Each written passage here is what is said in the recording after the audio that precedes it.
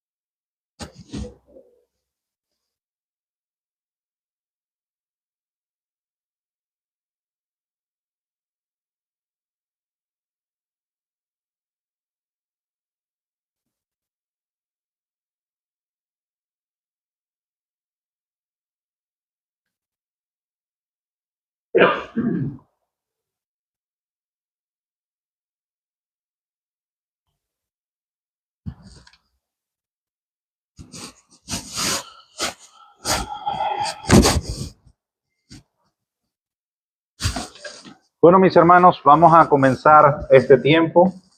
Me gustaría que abrieran sus Biblias en Primera de Timoteo, capítulo 3. Primera de Timoteo, capítulo 3, versículo 8.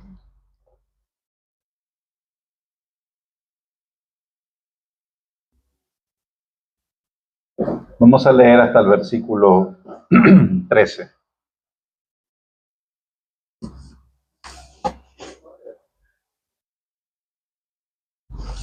Primera de Timoteo, capítulo 3, versículo 8 al 13. El día de hoy nos corresponde la sección o la lección de liderazgo en la iglesia.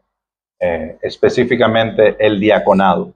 Las semanas pasadas pudimos ver el ministerio pastoral, pero el día de hoy nos corresponde iniciar con los diáconos.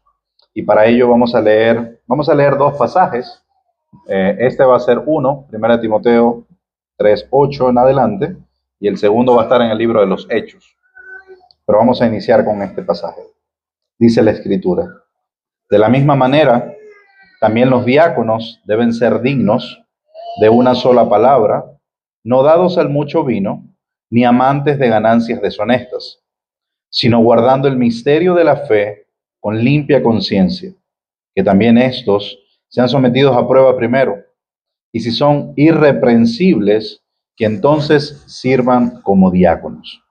De igual manera, las mujeres deben ser dignas, no calumniadoras, sino sobrias, fieles en todo. Que los diáconos sean maridos de una sola mujer, y que gobiernen bien sus hijos y sus propias casas. Pues los que han servido bien como diáconos obtienen para sí una posición honrosa y gran confianza en la fe que es en Cristo Jesús. Oremos. Padre, gracias por esta mañana que nos regalas. Te pedimos, Señor, que este tiempo sea de bendición y de edificación para nuestras vidas, y que podamos conocer, Señor, cada vez más y mejor cómo funciona tu iglesia. Ponemos este tiempo en tus manos, en el nombre de Jesús. Amén. Mis hermanos, hemos invertido por lo menos 2 semanas en el oficio de el pastor, y ahora nos corresponde entonces ver la figura del diácono. Nosotros acabamos de leer lo que la Biblia llama las cualificaciones del diaconado. Es decir, cuáles son los requisitos que cada hombre debe cumplir para poder ser un diácono. Sin embargo, antes de quizás empezar, me gustaría hacer esta pregunta. ¿Qué entendemos que es un diácono? Si pudiéramos definirlo. Para servir. Para servir, muy bien. Un servidor, un líder. ¿Qué es un diácono? Apoya a su iglesia, a la congregación. Apoya a la iglesia, a la congregación, muy bien. ¿Qué más? ¿Qué cosas hace un diácono? Supervisar, ¿ok? Vamos a ver eso. Apoyar al pastor. ¿Qué más? ¿Qué más hace un diácono? Atender las necesidades físicas, enseñar, delegar. Muy bien. ¿Qué más? Mantener la congregación unida. Mantener la congregación unida para que no haya desacuerdo. Muy bien. ¿Qué más? Servir. Definitivamente.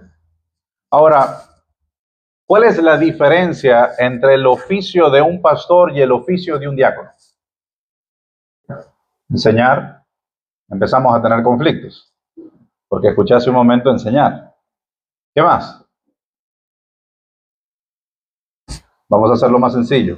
¿Qué hace un pastor? Enseña, predica. ¿Cómo? Cuida el rebaño. ¿Qué más hace un pastor? Guía, cuidar, aconsejar. Cuida de las almas de su congregación.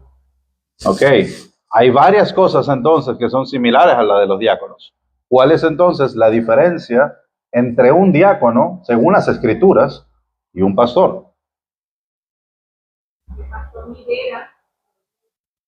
Ok. El pastor se trata de enseñar, de enfocarse en la enseñanza, y los diáconos se enfocan en apoyar al pastor, en cuidar de los hermanos.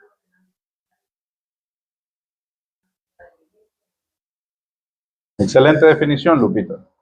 Y eso nos marca una pauta de entonces cuál es la diferencia entre un diácono y un pastor. Ahora, muy probablemente usted y yo venimos de iglesias en donde esta diferencia no es clara. Nosotros a lo mejor venimos de iglesia donde el rol del diácono y el rol del pastor no es claro la división. Incluso a lo mejor tú como yo venimos de iglesia donde en cierta medida los diáconos supervisan y ordenan al pastor. Yo vengo de una iglesia donde en ciertos momentos los diáconos servían como supervisores del pastor. No habían otros pastores, sino que los diáconos servían como un modelo de supervisión para el ministerio pastoral. La pregunta es, esos modelos que nosotros vemos, voy a mencionar otro, en otros lugares los diáconos simplemente sirven en las puertas y no hacen nada más en la iglesia. Son simples ujieres, por así decirlo. Los diáconos no hacen ningún otro oficio o no desempeñan ninguna otra tarea que no sea simplemente servir en las puertas. En iglesias quizás mucho más grandes, simplemente sirven en el parking. Y eso es un diácono. No hacen ninguna otra cosa que no sea ese tipo de tareas. Yo identifico aquí dos extremos de los cuales hay que tener cuidado, porque las escrituras no nos muestran el oficio del diácono como supervisores, ni tampoco nos muestran el oficio del diácono como renegados a las tareas que nadie quiere hacer. Y esas son dos tensiones que nosotros tenemos que resolver a la luz de las escrituras. La primera tensión que tenemos que resolver es los diáconos como supervisores de la iglesia, supervisores del ministerio pastoral. Y la segunda tensión que tenemos que resolver, los diáconos renegados a las tareas que nadie quiere hacer. Si hay que limpiar los baños, nadie quiere limpiar los baños. Envían a los diáconos. Esas dos tensiones lo que hacen es que, de alguna forma u otra, atenta contra la definición bíblica del rol del diaconado. Y las escrituras, y la idea de esta clase, de esta sesión, es que podamos ver a la luz de las escrituras el balance que nosotros tenemos que tener y entender acerca del diaconado. Y para ello vamos a no solo ver los requisitos o las cualificaciones, sino ver sus orígenes. Y para ello vamos al libro de los Hechos. En el libro de los Hechos, en el capítulo 6, nosotros vemos el origen o el inicio del ministerio diaconal. Hechos capítulo 6.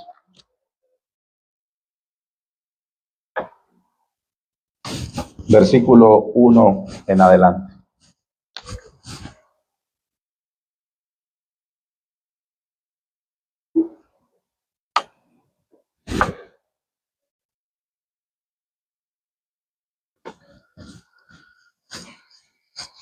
Nosotros entendemos a la luz del libro de los Hechos que la iglesia estaba creciendo.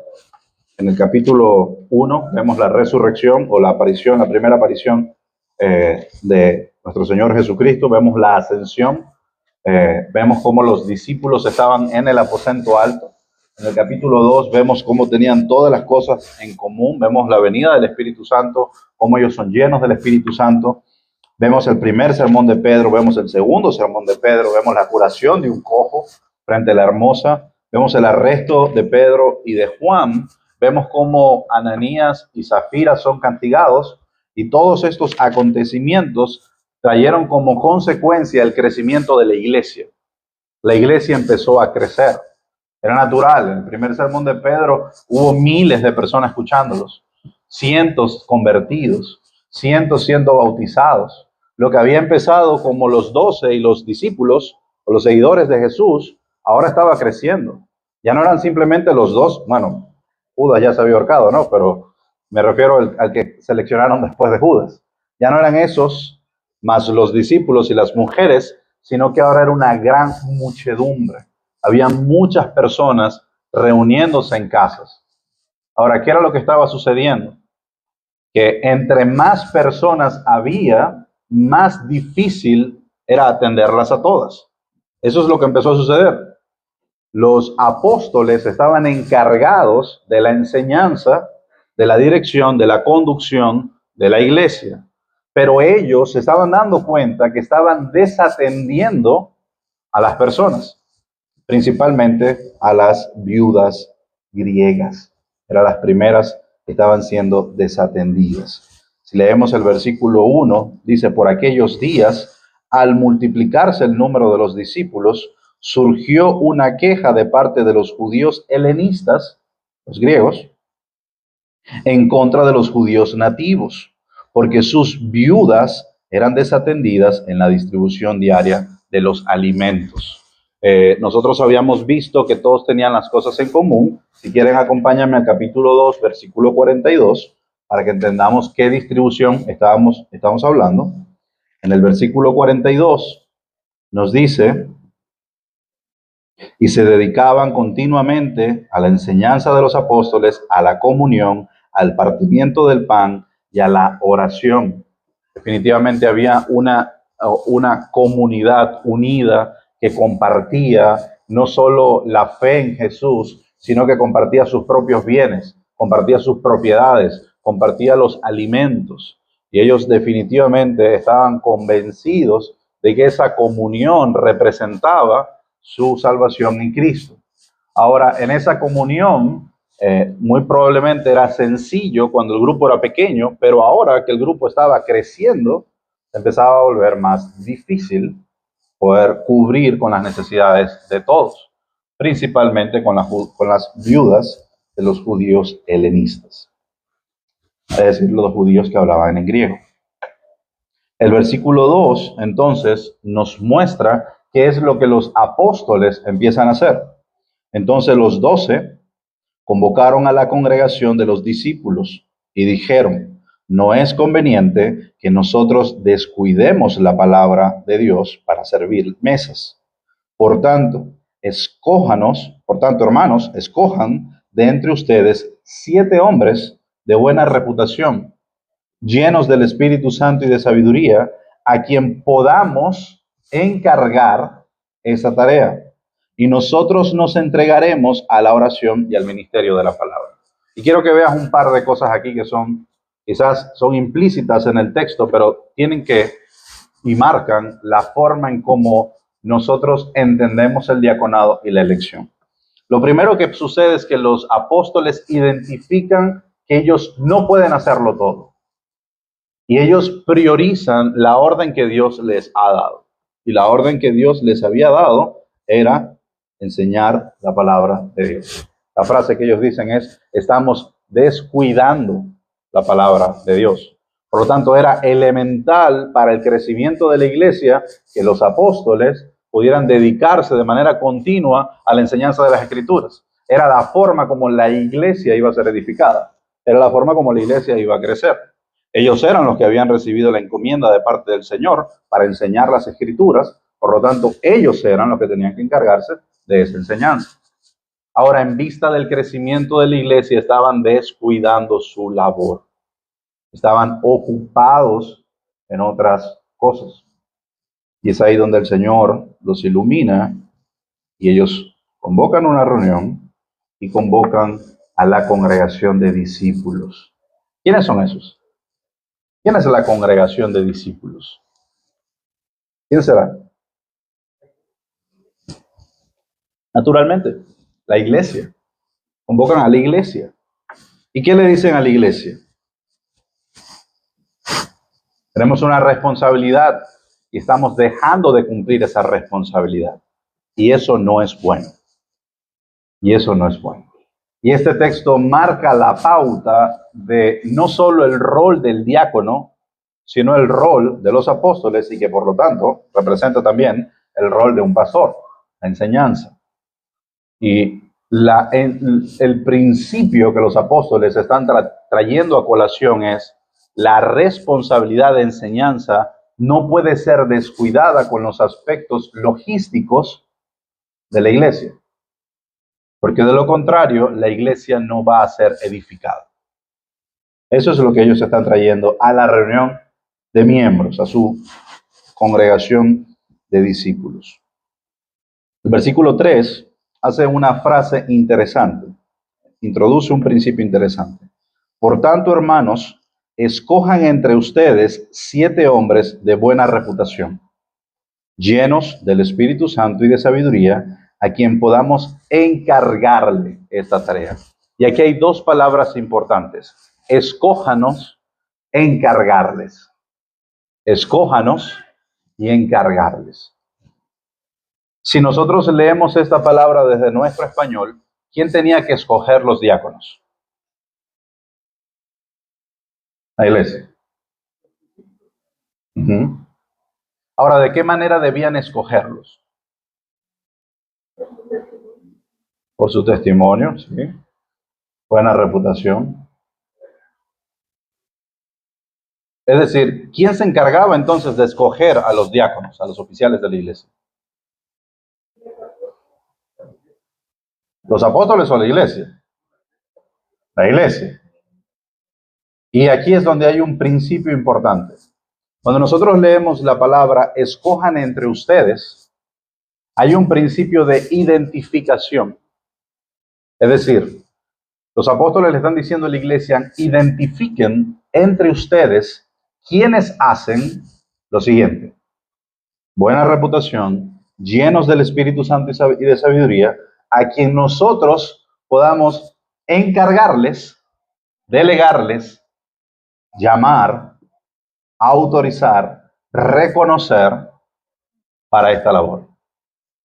Lo que esto quiere decir que la selección de diáconos era un trabajo de la iglesia y de los apóstoles. Ambos. La iglesia tenía que identificar en esos hombres las cualidades que lo hacían un buen diácono. Y cuando la iglesia identificaba en esos hombres esas cualidades, los apóstoles los reconocían. ¿Cómo luciría eso hoy en día? ¿Algún valiente?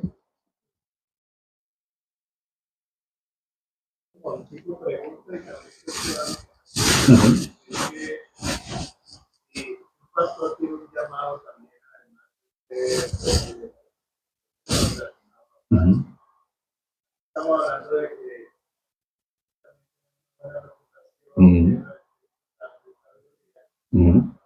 pero también tiene un llamado a los diáconos, solamente jóvenes. En ese tiempo obviamente ellos compartían todo. Claro. Ahorita entonces, la iglesia los descubre, pero también hay un llamado a Claro.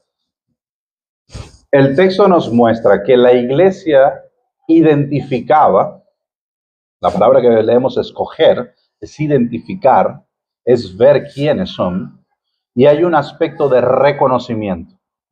Hay una identificación y hay un reconocimiento.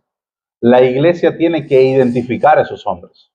Ahora, ¿cuáles son los criterios que la iglesia tenía que usar para identificar a esos hombres? El texto nos los dice. ¿Sí me sigue, no? ¿Cuáles son los criterios que la iglesia tenía que usar para identificar a esos hombres? Ahora vamos a hablar de criterios incorrectos. ¿Cuáles serían criterios incorrectos? Yo voy a dar uno. Ofrenda mucho. ¿Qué más? Asiste todos los domingos. Tiene tiempo disponible. Es amigo del pastor. Voy a dar otro que los va a confundir. Enseña muy bien. Es bueno enseñando. ¿Por qué ese sería uno incorrecto? Escucho solo murmullos.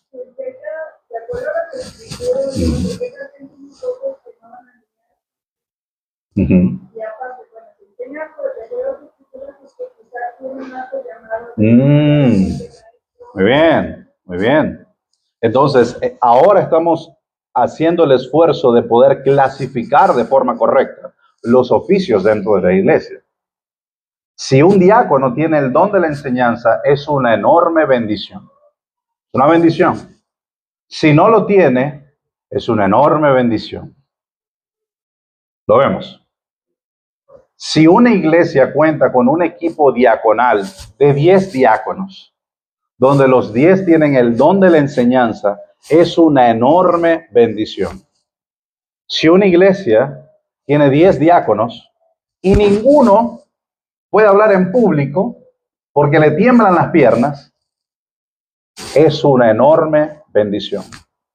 Porque su rol no tiene absolutamente nada que ver con la enseñanza. Esto no quiere decir que este hombre tenga que conocer las Escrituras. Esto no quiere decir que este hombre no tenga que tener una disciplina espiritual de leer la palabra. Esto no quiere decir que este hombre no guarde el depósito de la fe de manera fiel. Lo que esto quiere decir es que su oficio, descrito en las Escrituras, está enmarcado en el servicio. El servicio. Y es sumamente importante nosotros entender estas categorías. Porque pudiéramos cometer el error de confundir roles. Y el problema de confundir roles es que atribuimos responsabilidades a oficiales que no son calificados para ello. Cuando nosotros leemos 1 Timoteo capítulo 3, versículo 1 en adelante, vemos que el pastor, el obispo, tiene que ser apto para enseñar. No vemos ese requisito en los diáconos. Entonces, muy probablemente tú y yo, cuando vemos ese nuevo diácono, estamos esperando que sea un muy buen maestro. Entonces estaríamos imponiendo nuestras pretensiones o preferencias personales por encima de la descripción del oficio. Y eso es añadir a lo que las Escrituras establecen. Un diácono es un servidor. Un diácono es un servidor. Y Dios lo ha llamado para ser un regalo para la iglesia, para que a través de su servicio el evangelio de Jesucristo sea manifestado a la congregación. No es un ciudadano de tercera categoría que lo enviamos al parking o a los baños. Es un oficial que está dentro de la iglesia, sirviendo a la iglesia y sirviendo de amortiguador para las turbulencias por las cuales la iglesia va a atravesar. Para que a través de su servicio, su amor por el Señor y su testimonio adorne el nombre de Jesucristo en medio de la iglesia. Eso es un diácono. Pero si nosotros nos acercamos con estos dos extremos de gobierno y autoridad, o de tercera categoría y menosprecio, estamos entonces haciendo categorías extra bíblicas. Necesitamos desaprender lo que a lo mejor aprendimos en nuestras iglesias y venir a las Escrituras y ver qué es lo que ellas establecen para el correcto funcionamiento de la iglesia. Y esto es lo que añade entonces sentido cuando nosotros predicamos de la pluralidad y paridad pastoral. Porque si entonces los diáconos no ejercen una labor de gobierno y supervisión, el pastor de manera obligatoria necesita hacer ministerio con otros hombres en su categoría. Es necesario. Y esto, sé que Desiree me hiciste la pregunta la semana pasada y quedé en respondértela hoy. Responde a la pregunta, ¿quién se hace cargo del pastor? ¿Quién se hace cargo del pastor? En una instancia, los diáconos se hacen cargo del pastor porque ellos sirven a los pastores y a la iglesia. Pero en otra instancia, los otros pastores se encargan de la vida espiritual de un pastor. Estoy leyendo un libro que se llama Querido Timoteo, de Tom Ascol, que es un pastor, justo pastoreó en College Station y fue uno de los fundadores de Founders. Y él escribe en su libro que un pastor, antes de ser pastor, es una oveja. Un pastor, antes de ser pastor, es una oveja. Por lo tanto, la pluralidad pastoral garantiza a la iglesia del Señor que de la misma forma que ellos están siendo alimentados, confrontados y edificados, su pastor está haciéndolo de la misma manera. Ahora bien, ¿qué sucede cuando una iglesia, y esto es un paréntesis pequeño y vuelvo al diácono, qué sucede cuando una iglesia no tiene pluralidad pastoral? Bueno, hay dos formas de enfrentar este desafío. La primera es enfrentarlo solo. Esa es la primera. Solo, sin ningún tipo de consejo, sin ningún tipo de apoyo. Esa forma es, por no decirlo de otra manera, casi imposible y peligrosa. Adelante.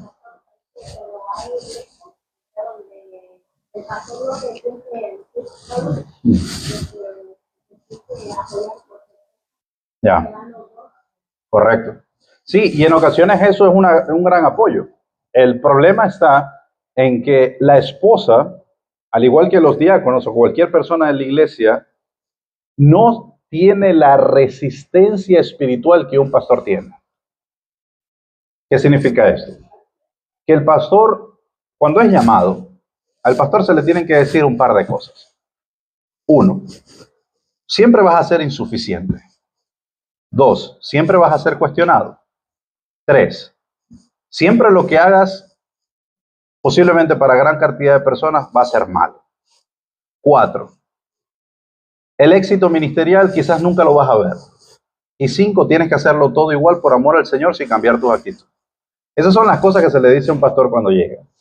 Dios capacita a ese hombre para que resista esas dificultades, lleve esas cargas al Señor y ame como si nada de esto hubiese pasado. A una mujer, esposa de pastor, Dios posiblemente no le da esa capacidad porque ella no es pastora. Por lo tanto, esa fortaleza espiritual que viene de lo alto es infundida para el hombre, para el pastor, para soportar, para resistir, para perseverar. Llenar el corazón de la esposa con estas cosas pudiera en algún momento encallecer la vida de esas mujeres. Por eso es que hay algunos ministerios donde tú conoces un pastor y ves que la esposa del pastor está amargada. Es que la esposa del pastor no se lleva con nadie en la iglesia. Adelante, José.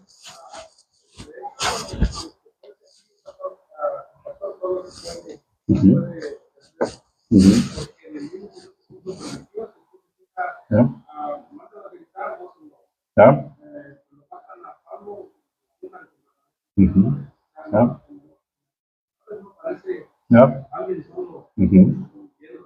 Correcto.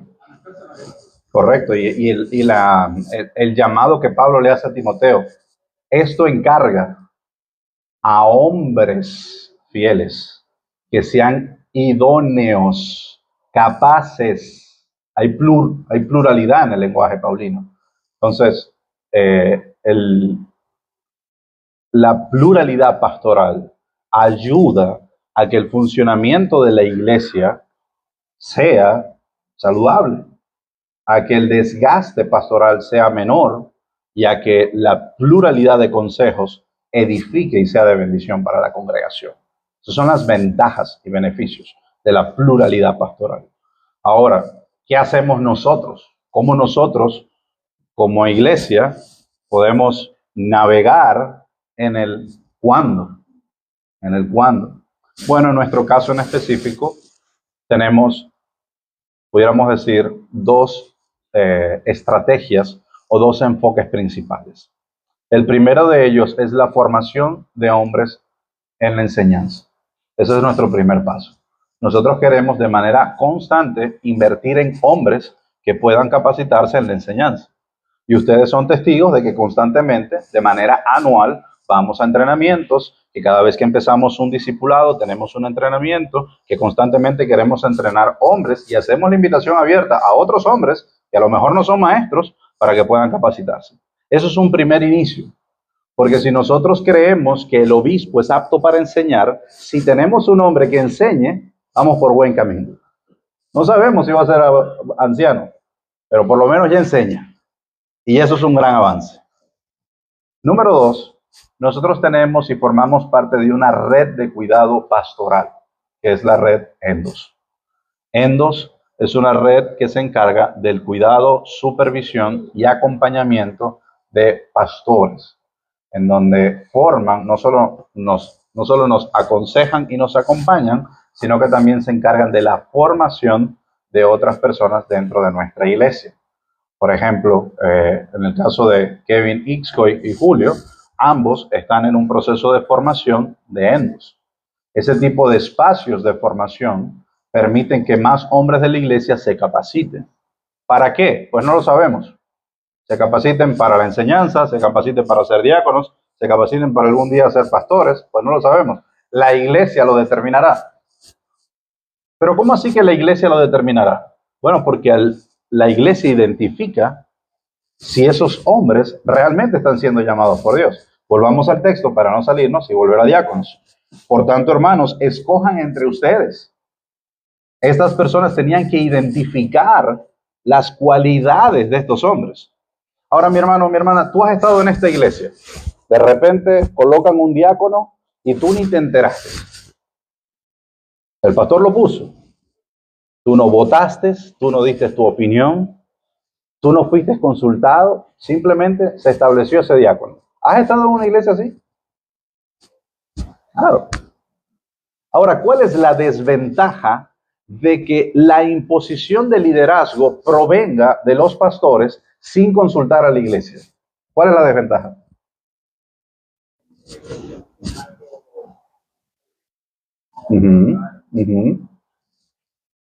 Imagínate que ese diácono es el dueño de una empresa y tenemos 3 hermanos que trabajan en esa empresa. Y esos hermanos se dan cuenta que ese diácono que el pastor colocó evade impuestos, trata mal a sus empleados, roba, vende a sobreprecio, manipula a sus empleados y los coacciona. ¿Cómo se sentirían esos 3 empleados en la selección de ese diácono? Decepcionados, porque el nombre de Cristo está siendo desacreditado. Ahora, imaginemos, ¿no?, que aplicamos el modelo bíblico. Esos diáconos son traídos, ese diácono, ese hermano, fulano, es traído a la asamblea. Y se pregunta a los hermanos, si alguien tiene algo que decir del hermano fulano, este es el momento. ¿Qué creen que van a hacer esos 3 empleados? Dios quiera que no. Dios quiera que no, pero es muy probable. Pero es muy probable, es muy probable. Pero si son hermanos fieles y maduros, por lo menos que se levante uno. Y cuando ese uno se levante, ¿qué va a decir? No es irreprensible. Es amante de ganancias deshonestas. Es irreprochable. Se le puede reprochar porque tiene pecado en su vida. Y cuando el pastor diga, levante la mano el que esté de acuerdo con que el hermano fulano sea diácono, ¿qué va a hacer la iglesia? No lo va a hacer. Y de esa manera, la congregación, de la mano con sus líderes, santifica el cuerpo de Cristo. Eso, mis hermanos, es el camino que nosotros queremos llegar. Esas son las formas como nosotros tenemos que trabajar según las Escrituras. Por eso nosotros vemos que los apóstoles le dicen a la iglesia, identifiquen quiénes son esos hombres, para que nosotros con autoridad podamos imponer autoridad sobre ellos, es decir, reconocerlos públicamente. Y ahora ellos pueden hacer la imposición de manos bajo el descanso de que estos hombres son una bendición para la iglesia. Por eso es que nosotros insistimos que el gobierno que nosotros queremos establecer para nuestra iglesia es un gobierno congregacional liderado por ancianos, para poder cuidarnos, para poder evitar de tomar decisiones que son definitivamente contraproducentes para la iglesia. ¿Preguntas al respecto antes de avanzar? Esos requisitos ayudan a mantener la congregación unida. Claro. Porque están todos de acuerdo cuando van a elegir a alguien. Correcto. Y es importante que esta elección se hace en base a las Escrituras. Esta elección no se hace en base a mis criterios personales. Esta elección no se hace en base a mis opiniones. Esta elección no se hace en base a cómo me cae el candidato. Esta opinión se hace en base a las Escrituras. Y 1 Timoteo capítulo 3, versículo 8 al 13, nos dan las cualificaciones del diácono. Y capítulo 6 de Hechos, versículo 2, versículo 3 y versículo 4, nos establecen también cuál debe ser el carácter de un diácono. Buena reputación, llenos del Espíritu Santo y sabiduría, a quienes podamos encargar esta tarea. ¿Saben qué significa eso, no? Personas confiables. Los apóstoles decían, a quienes podamos encargar. Estas personas tienen que ser confiables. Si estas personas no son confiables, es difícil que sean una bendición tanto para la iglesia como para los ancianos, porque no es de fiar. Ahora, ¿cómo puede ser una persona confiable? Bueno, cuando es lleno del Espíritu Santo y sabiduría, cuando tiene buena reputación. Esa es la manera. Entonces, este primer escenario nos muestra el proceso de elección para el diaconado y las características que un diácono debe tener para poder servir a la iglesia. Habiendo dicho eso, nosotros, pues, adelante, decirle. Claro que hay mujeres. Sí, excelente pregunta. Estaba esperando que nadie preguntara eso, pero tú lo preguntaste. Bueno, en 1 Timoteo capítulo 3, el versículo 11, introduce un paréntesis llamativo.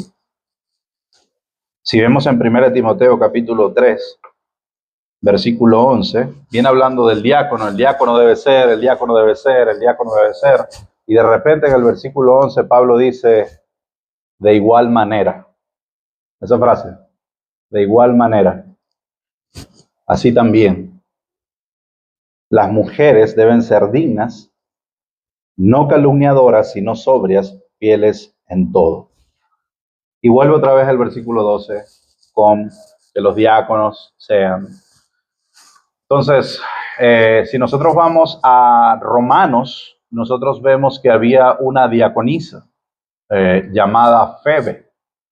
Esta mujer es identificada en Romanos, no recuerdo el capítulo, ¿será capítulo 14, Julio? ¿Tú recuerdas qué capítulo es? ¿15? Ya cuando Pablo se está despidiendo, dice, estoy enviando a Febe. Aparentemente Febe estaba llevando la carta a Roma. Identifica a esta mujer como una diaconisa. Una diaconisa. Ahora bien, el debate alrededor del diaconado femenino, 16.1, gracias. Solo para poder tener el verso en nuestras mentes. Romanos capítulo 16, versículo 1. Le recomiendo a nuestra hermana Febe, diaconisa de la iglesia en Cencrea, para que la reciban en el Señor de una manera digna de los santos y que la ayuden en cualquier asunto en que ella necesite de ustedes, porque ella también ha ayudado a muchos y aún a mí mismo. Es un texto que, si somos honestos a primera vista, pues decimos, claro, es una diaconisa. Pablo dice que es una diaconisa, dice que viene de una iglesia como diaconisa, dice que servía en la iglesia como diaconisa, dice que ayudaba a la gente en la iglesia. ¿Cómo decir que no es una diaconisa? Bueno, volviendo al versículo 11, la palabra mujeres que nosotros vemos en la epístola de Timoteo es una palabra que en sus originales no significa mujer en genérico. Es decir, no significa mujer como ser humano de sexo femenino. La palabra que encontramos en el griego es la palabra esposa, o es interpretada como esposa. Entonces, algunos interpretan que 1 Timoteo capítulo 3, 11 no se refiere realmente a una mujer como diaconisa, sino que se está refiriendo a la esposa del diácono. a la esposa del diácono. Bueno, ya resolvimos Timoteo capítulo 3, versículo 11. Ahora resuélvame Romanos 16. Romanos 16, la palabra diácono o diaconisa, nosotros la tenemos en femenino, porque fue traducido al español. Pero en sus originales es la palabra diáconos, que significa servidor. Por lo tanto, otra postura o otra posición es que Febe era una servidora. Y la manera en que Pablo se refiere a ella es como diáconos. No necesariamente su posición, sino su oficio.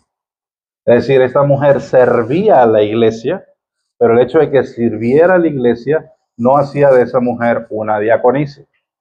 Por darles un ejemplo contemporáneo, hay hermanos en nuestra iglesia que enseñan, ¿cierto? Son aptos para enseñar, pero eso no significa que ellos sean pastores. De la misma manera, muy probablemente, Febe era una mujer que servía abnegadamente a la iglesia en Cencrea, era reconocida por su servicio, pero no necesariamente era una posición diaconal. Hay muchos de ustedes que sirven a la iglesia que no son diáconos, ¿cierto? Y si describiéramos su servicio, pudiéramos colocarlo en un contexto de la iglesia local donde pensaríamos que son diáconos. Por ejemplo, la hermana María vino y limpió las instalaciones de la iglesia. La hermana María vino y ayudó a distintos hermanos. La hermana María es una gran servidora. Bueno, yo puedo estar describiendo las tareas y la función que esta hermana hizo, pero no necesariamente estoy adjudicándole una posición como diaconisa. Entonces, esa es una forma de interpretarlo. La otra forma es que nada de lo que estoy diciendo es cierto. Febe es una diaconisa, no son esposas, sino que son diaconisas, en el versículo 11. Esas son las dos posturas alrededor de el ministerio diaconal de la mujer. Está la pregunta, ¿y nosotros en qué creemos entonces? ¿Cuál es entonces nuestra postura?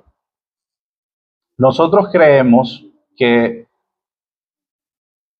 voy a empezar desde el inicio, desde el origen, nosotros creemos que el hombre es la cabeza del hogar, porque Dios así lo ha establecido, que Dios le dio al hombre la responsabilidad de presidir su hogar, y él es el sustentador, él es el protector, él es el cuidador de su hogar, y la mujer debe estar en sujeción a su marido.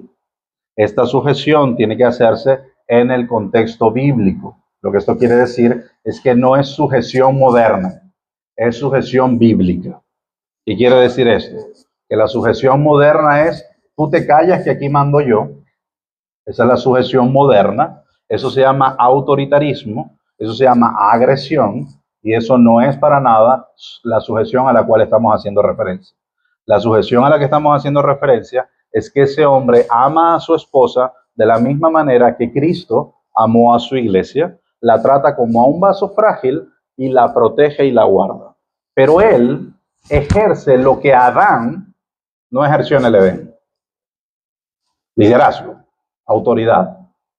Adán debió ver a su mujer y decirle, no toques eso, porque Dios estableció que no podíamos comer del árbol del conocimiento del bien y del mal.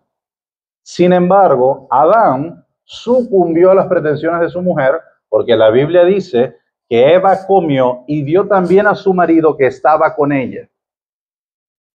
Ahora, ¿por qué digo eso? Porque tenemos que empezar por el orden o la teología bíblica del matrimonio y de la estructura familiar para poder entender los roles.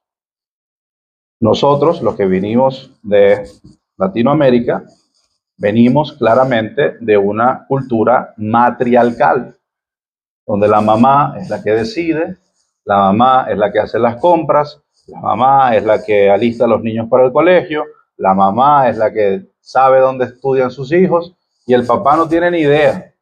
El papá hay que pasarle la dirección de qué colegio es. El papá hay que recordarle cuándo cumple años el hijo. Venimos de esa cultura matriarcal, donde el hombre es reducido a un obrero. Entonces tú ve a traer dinero y lo depositas en la cuenta que yo voy a manejar porque yo sé lo que se necesita en esta casa. Eso es un extremo que hace que esa cultura matriarcal afecte los roles que Dios establece en las Escrituras. Y el hombre pierde su autoridad en el hogar, y más allá de perder su autoridad, antes de perder su autoridad, lo que este hombre pierde es la responsabilidad del hogar y su rol como cabeza. Ahora bien, todo eso para decir lo siguiente. Cuando nosotros venimos al contexto de la iglesia, Pablo es específico que esta estructura familiar se replica también en la iglesia. Por eso es que los hombres enseñan en la iglesia y las mujeres enseñan a otras mujeres. Eso es lo que vemos en las cartas paulinas. Las ancianas enseñan a las jovencitas, los hombres enseñan a los hombres y la mujer, dice Pablo, calla en la congregación.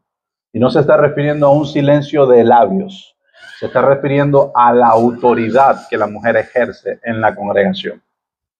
Porque esa autoridad, como vimos, es delegada a Adán. Nosotros lo vemos en 1 Timoteo, 2 Timoteo. Bueno, no voy a entrar con los argumentos, ustedes saben dónde está.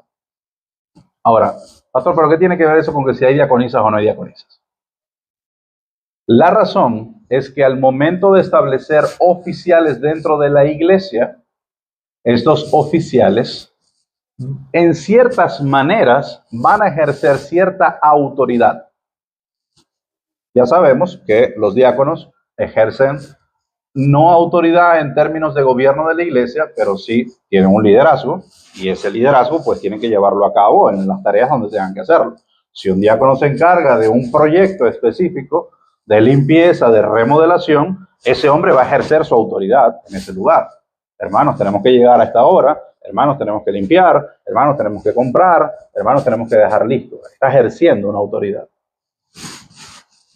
Ahora bien, cuando nosotros hablamos del diaconado, si nosotros tenemos diaconisas, tendríamos que filtrar de manera constante las responsabilidades que estaríamos entregando a las mujeres diaconisas dentro de la iglesia, porque pudiéramos colocarlas en posiciones de autoridad y que esa posición de autoridad contradiga el principio bíblico de sujeción. Entonces, ese principio o esa realidad es la que hace difícil tener diáconos mujeres, tener diaconisas. Ahora, el hecho de que sea o que exista esa tensión no significa que no pueda resolverse esa tensión. Quizás para nosotros hoy en día, la realidad es que tenemos 4 diáconos hombres. Y el Señor nos ha conducido hasta el día de hoy en esa dirección. Sin embargo, nosotros podemos reconocer cómo hay hermanas de nuestra iglesia que sirven con una pasión y una disciplina como si fueran diaconisas. Y posiblemente en algún momento de nuestra iglesia podamos tener diaconisas. Sin embargo, según la dirección que el Señor nos ha provisto hasta ahora, este es el escenario que nosotros hoy compartimos y tenemos convicciones. Ahora, habiendo dicho eso, tenemos que estar sumamente conscientes de que hay muchas iglesias bíblicas con solo diáconos hombres, como hay muchas iglesias bíblicas con diáconos hombres y diaconisas. Por ejemplo, como saben, en marzo fui al entrenamiento de 9 marcas en la iglesia Capitol Hill, la iglesia del pastor McDever, uno de los presidentes del ministerio 9 marcas, libros que nosotros leemos en nuestra iglesia y que usamos en nuestra iglesia. En la iglesia de McDever hay diaconisas. por ejemplo. Sin embargo, si usted va a la iglesia del pastor Sugel, no va a haber diaconisas. Entonces, ese balance o esa decisión es netamente de conciencia y hasta dónde el Señor nos ha guiado hasta este punto. ¿Puede que cambie? Puede ser que cambie. ¿Cómo lo es ahora? Tenemos solo 4 hombres hasta ahora. Eso es un poco la respuesta de por qué no tenemos mujeres en el ministerio diaconal. ¿Preguntas alrededor de eso? Porque sé que pues, no, quizás no convence. Mi hermana Yeri.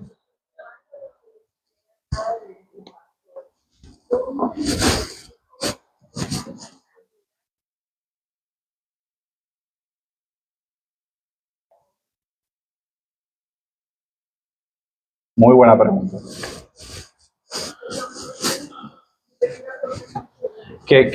¿Cuáles son las cosas que pueden ocurrir o suceder para que eso cambie? De por qué hoy tenemos solo diáconos. ¿Qué tiene que pasar mañana para que eso cambie? Yo creo que lo primero que tiene que pasar es que haya mujeres que tengan el deseo. Eso es yo creo que una de las primeras cosas.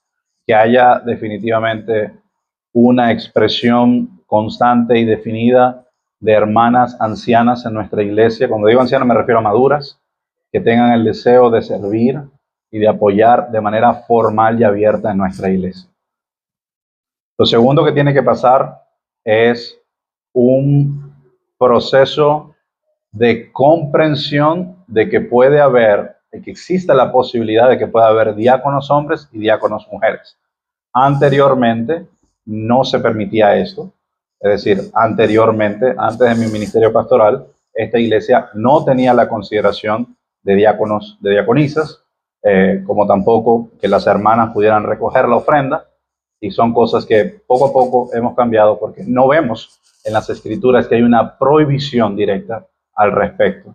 Entonces, lo primero es la disposición de hermanas, lo segundo es un cambio de perspectiva en la mayoría de la iglesia.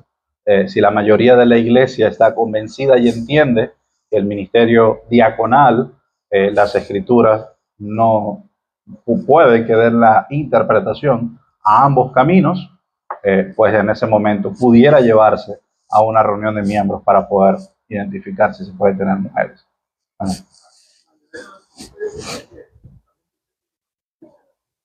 ¿Ya?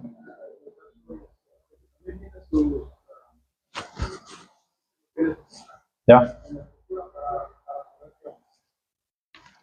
Correcto. Muy bien. ¿Alguien más? Perla.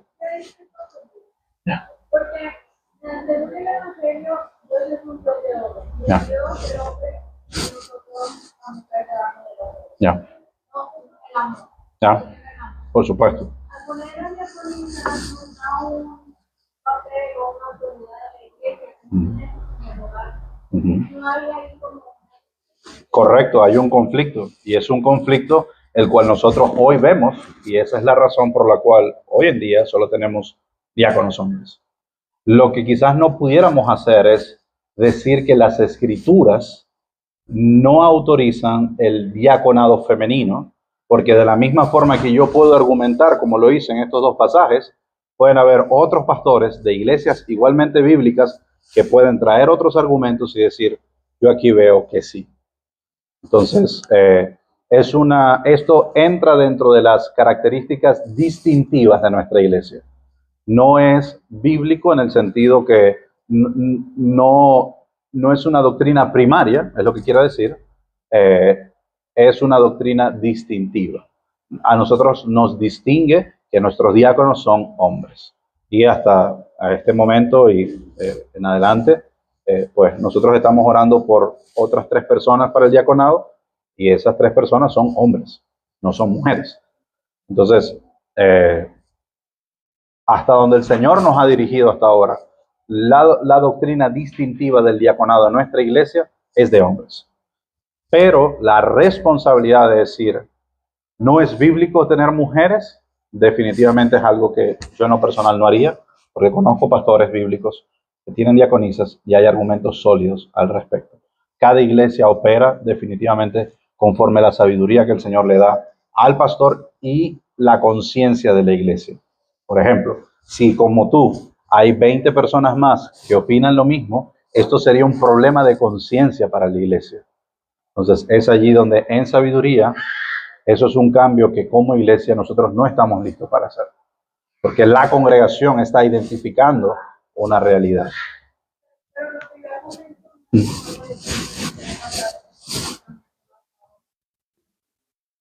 Exacto, y lo has dicho, según lo que yo entiendo, como hay otros pastores que identifican que la diaconisa, por ejemplo, darte un ejemplo de Capitol Hill en específico, las diaconisas que hay son esposas de diáconos y ejercen su ministerio junto con sus esposos. Entonces, ellas pueden ser diaconisas, técnicamente hablando, pero resuelven un poco la tensión bajo el ministerio de su esposo. Entonces, no están negando la posibilidad de una mujer diácono, pero la están condicionando a la sujeción de su marido. De todos modos, hay como un principio regulador de la autoridad de esa mujer en la iglesia. Pero en el papel, esa hermana es diaconisa. Ahora, la forma como ejerce su ministerio diaconal es bajo su marido. Eso es una forma sabia de hacerlo, pero es una forma que ni siquiera nosotros hemos llegado allí. Pero muy buena pregunta, muy buena pregunta.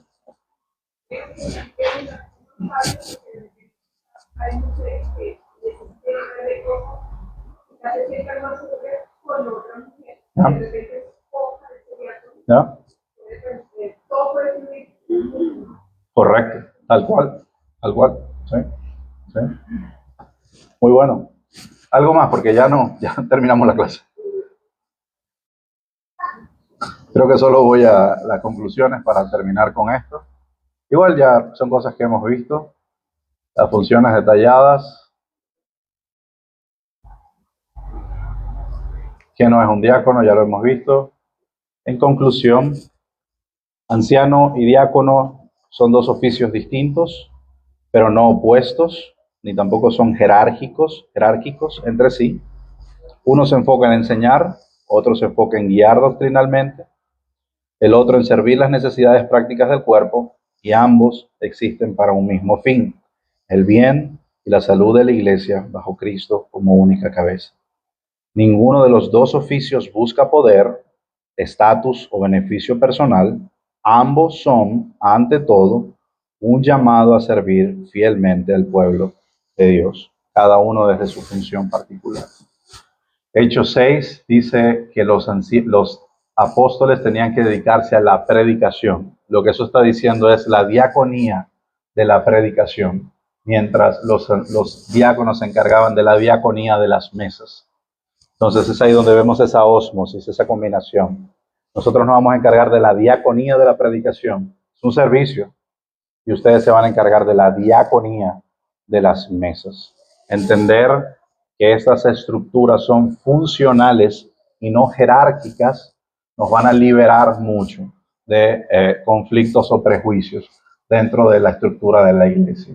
En la iglesia la única autoridad es Cristo. Y Cristo ha delegado funciones a su iglesia. Entonces nosotros operamos no de manera jerárquica, operamos de manera funcional. Cada quien tiene un rol y esos roles han de ser ejercidos a la luz de las Escrituras. Y por último, como vimos al inicio de esta serie, así como una orquesta necesita tanto a quien dirige la partitura como a quienes hacen posible el concierto, la iglesia necesita tanto a los ancianos como a los diáconos para el trabajo en equipo. Amén. Vamos a orar, mis hermanos, para terminar. Padre, gracias por este tiempo, gracias por esta oportunidad que nos das de aprender, Señor, y seguir conociendo mejor y más plenamente cómo funciona tu iglesia. Te pedimos que sigas dándonos sabiduría y que nos des disciplina, Señor, también para escudriñar en tu palabra cada una de estas clases y examinarlas a la luz de tu verdad. Para que así, Señor, nuestras conciencias sean convencidas y que nosotros podamos obedecer fielmente tu escritura. Ponemos, Señor, el servicio en tus manos, en el nombre de Jesús. Amén.